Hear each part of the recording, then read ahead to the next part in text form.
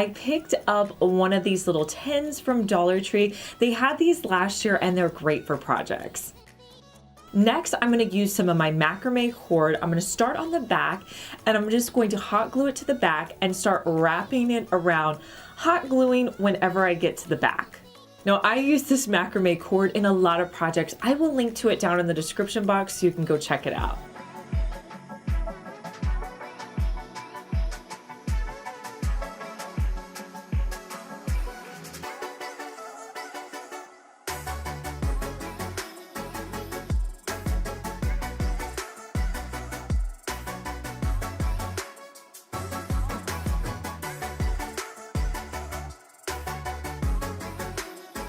Next, I wanted to spray paint this piece, so I'm going to be taping off the top half of it. So I'm just going to take my painter's tape and go about halfway up and tape it off.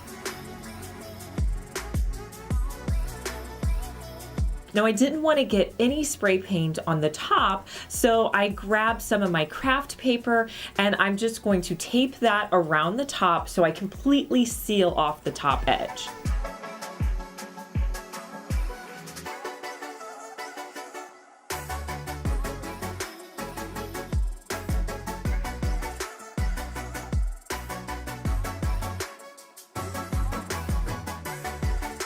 Next, I'm going to flip it upside down and I'm going to come in with my spray paint. Now, whenever you're spray painting fabric or yarn, you can actually go a little bit heavier with your spray paint. So I went in and only did one coat of this black spray paint by Rust-Oleum. Next, I removed the tape and I set it out in my hallway, and I'm gonna add in one of my favorite new plants. This is a hanging plant that I got at IKEA, and I'm just going to put that in and kind of move the branches around, and I just think this looks so gorgeous.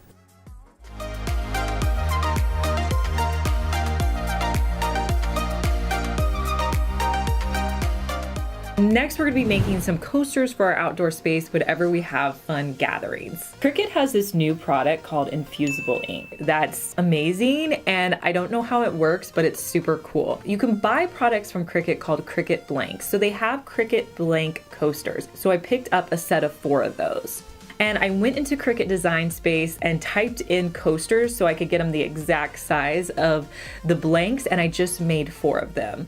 Next, I sent them to print. I had to print them out on 2 different mats. It basically just cut out a big circle for me.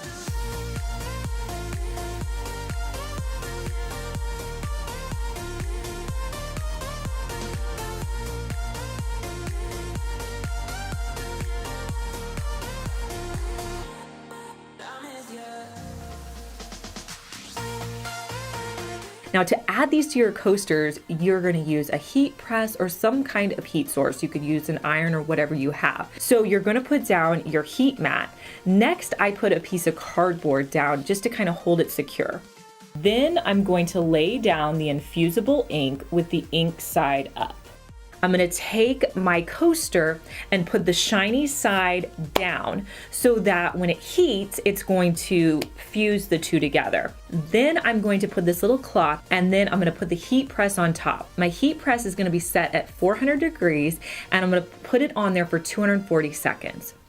I'm just going to set it on there. Then when the 240 seconds is done, take the heat press off, let it cool completely, then you're going to remove it, and let me just tell you, this is infused. I mean, you don't need anything else. Like, I wish you guys could feel this and see how smooth of a finish this is. It's pretty cool.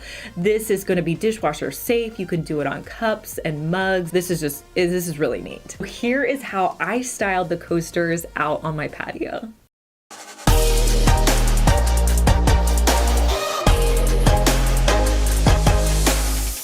So I always like easy macrame DIYs, you guys. So that's exactly what we're gonna be doing. So I'm taking that chalkboard sign that we used earlier. You need something that's hard that you can make your yarn about the same size. And this is so easy to do. I maybe wrapped it around 20, 30 times. It really doesn't matter. I'm just going to lay the pieces over top, and then I'm gonna put some hot glue in the middle. I'm not even tying them. That's all I'm going to do. I'm gonna do this all the way across. This did take quite a bit of yarn. I think I used maybe 1.5 of the yarn spools from Dollar Tree, so make sure you get 2.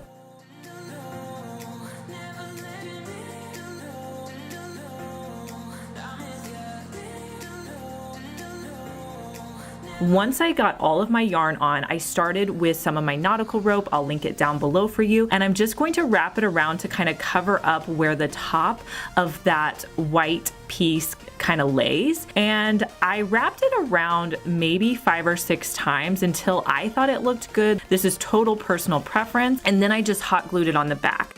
Next, I wanted to make the pieces as even as possible, so I kind of laid them out and gave them a little haircut at the bottom. This doesn't have to be perfect, just do your best. And here's a look at how this macrame turned out.